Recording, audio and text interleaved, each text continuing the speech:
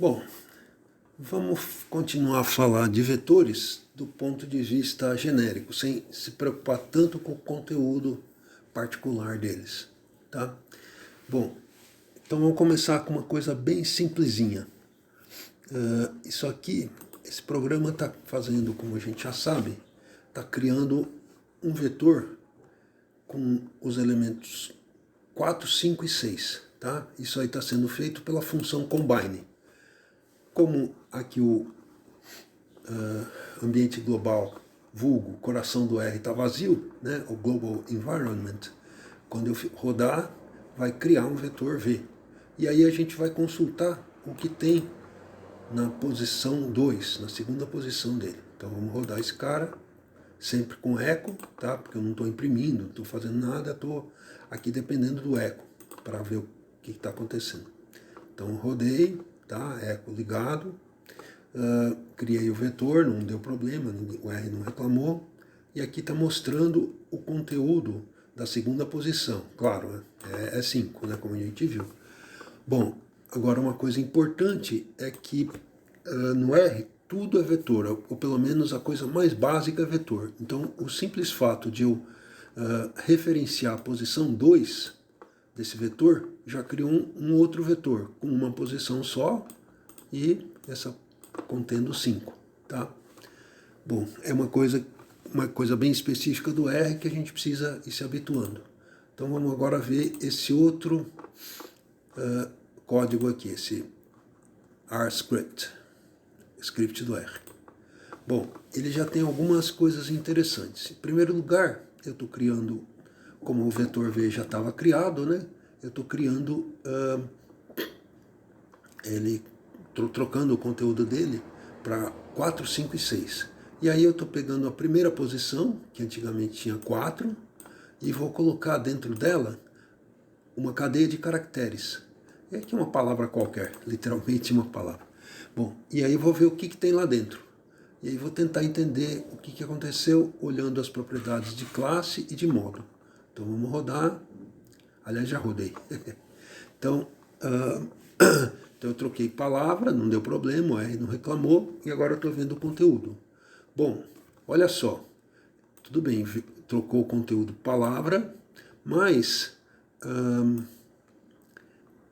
também trocou o tipo, não trocou o valor em si, mas trocou o tipo. Antes era o número 5, agora aqui entre aspas está a cadeia de caracteres contendo 5. Tem uma diferença entre número e cadeia de caracteres, ou o caractere só, como se diz em R. O número é uma coisa que é difícil a gente ler lá, que está em formato binário, que é mais fácil para o computador. Agora, uma cadeia de caracteres, quando a gente olha, tá mais legível, é um arquivo de texto, vamos dizer assim, né? E o fato de estar entre aspas está mostrando que é uma cadeia de caracteres, não mais um número, tá? Bom, e aqui todo o conteúdo quando eu atribuí para essa posição uma coisa do tipo caractere, converteu todo mundo automaticamente para o tipo caractere. Tá? Isso é uma coisa muito específica do R, que não é muito comum em outros lugares. Tá? Programadores que vêm de outros lugares podem se surpreender. Então, uma última coisa é que, como aqui em português a gente escreve da esquerda para a direita, as cadeias de caracteres costumam ser formatadas com espaço em branco à direita, tá? Fill in, pad right, alguma coisa assim. Então aqui o 5, com uma posição só, estaria tudo bem. Mas como a palavra tem 7, ele preencheu aqui com a cadeia de caracteres suficiente para ficar todo alinhado. Então é uma política do R, ele vai imprimir eu não dei nenhuma informação de formatação, ele vai imprimir sempre baseado no maior campo. Então aqui é 7, todo mundo vai ser alinhado, preenchido à direita, para até das 7 posições. Bom, agora outra coisa aqui é o seguinte, esse cara não é mais numeric, que nem no outro vetor. Agora ele é do tipo caractere. Tá? Então a classe, as operações que podem ser feitas nele são do tipo caractere. E o conteúdo que tem lá dentro é do tipo caractere, ou seja, mudou tudo. Aqui eu criei um vetor com número, o simples fato de eu ter atribuído um caractere, uma expressão caractere para uma das posições, trocou todo o tipo, tá? Isso é chamado coerção. E como não fui eu que pedi, coerção automática. O R faz isso sem me perguntar, tá? É uma coisa que a gente aprende às vezes a duras penas quando está começando a programar em R.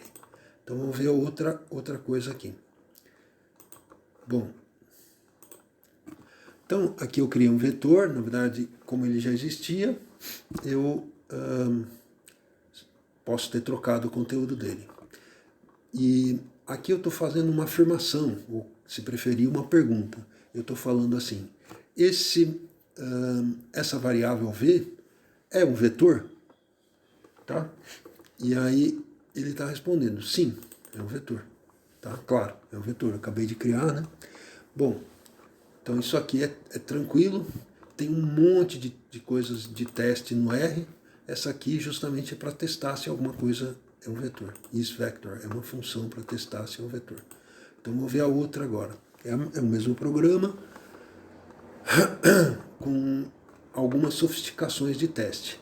Tá? Aqui, isVector só pergunta qual que é a estrutura de dados. Aqui, vamos dizer, aquela cômoda que a gente estava falando, né?